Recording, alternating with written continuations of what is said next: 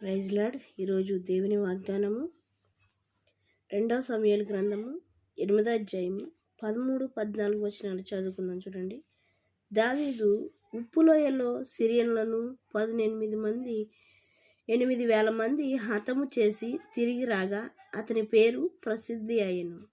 మరియు ఎదోము దేశమందు అతడు దండునుంచెను. ఎదోమీయులు దావీదునకు దాసులుగా ఎదోము దేశమంతటను అతడు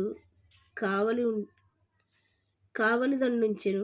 దావీదు ఎక్కడికి పోయినను యెహోవా అతనిని కాపాడుచుండెను. ఇక్కడ దావీదు గారిని కాపాడడానికి కారణం ఏంటంటే, దావీదు గారు దేవునికి ఇష్టానుసారమైన మనుషుడిగా జీవించేవాడు.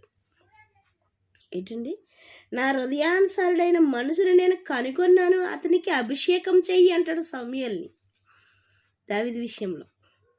ఏంటండి, నా హృదయానుసారుడైన మనిషిని నేను ఒకని కనుగొన్నాను, అతనికి అభిషేకం చెయ్యి, అతని రాజుగా అభిషేకం చెయ్యి అని చెప్తాడు. 8 మంది కొడుకులున్న 8 మంది కొడుకుల్లో లాస్ట్ వాడు ఎవరండి? దావీదు గారు. 8 మంది కొడుకుల్ని కూడా ఇతడు కాదు, ఇతడు కాదు, ఇతడు కాదు, ఇతడు కాదు అంటాడు.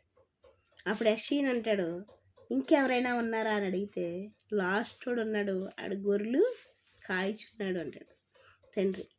అప్పుడు పోయి అతను తీసుకురా అంటే అతను తీసుకురాగానే, నేను కోరుకున్న మనిషి ఇతడే అని దేవుని ఆత్మతో దేవుడు సమూయేలుతో మాట్లాడేవాడిగా ఉంటాడు.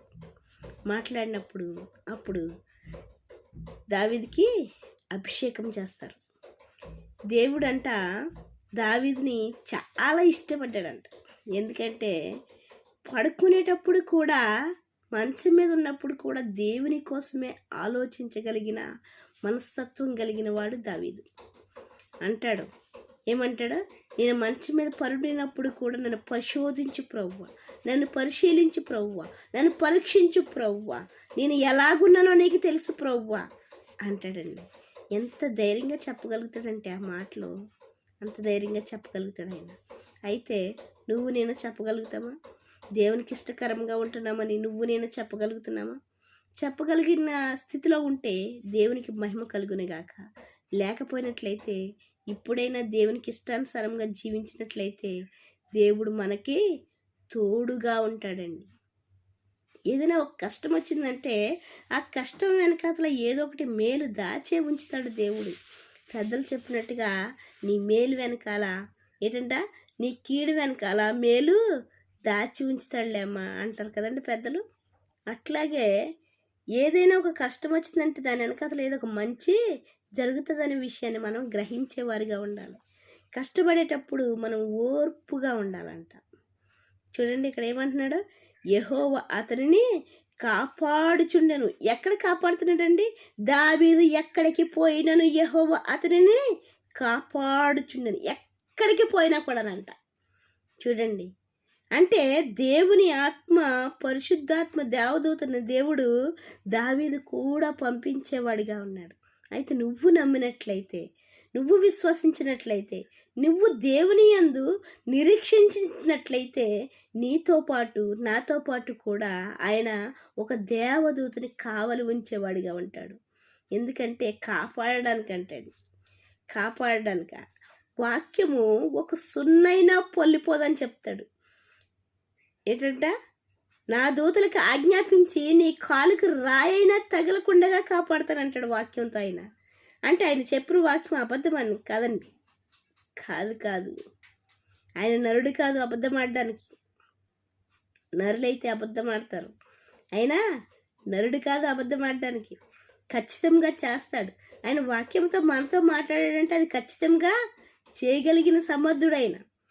అయితే నువ్వు నేను నమ్మినట్లయితే, మనందరం నమ్మినట్లయితే, ప్రతి విషయంలో కూడా, ప్రతి చోట కూడా, ఎక్కడికి వెళ్ళినా కూడా దేవుడు కాపాడడానికి సిద్ధంగా ఉన్నాడండి. కాపాడబడడానికి నువ్వు నేను సిద్ధంగా ఉన్నామా? ఇప్పుడు వరకు సిద్ధంగా లేనట్లయితే ఇప్పుడైనా సిద్ధపాటు కలిగి ఉందాం. ఎందుకంటే ఆయన కాపాడగలిగిన దేవుడు. దావీదు గారిని ఎన్నిసార్లు సౌలు చంపడానికి చూస్తే ఎన్నిసార్లు కాపాడాడండి ప్రాణం నుంచి చావకుండగా. ఎందుకంటే దేవునికి ఇష్టానుసారమైన మనుషుడు. ఆ తప్పు విషయంలో ఎంత క్లియర్గా రాశాడంటే, ఈ ఒక్క తప్పు తప్పించి ఇంకా ఏ తప్పు చేయలేదు దావీదని రాయించాడండి. ఎందుకంటే మనము తప్పులు చేసేవారిగా ఉంటాము, కానీ సరిదిద్దుకునేవారిగా ఉండము.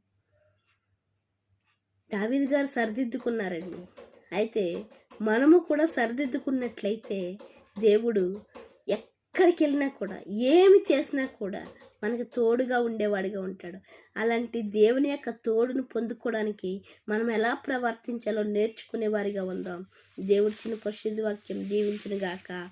వాక్య పరిచర్యలో మీ సహోదరి. ఆమెన్.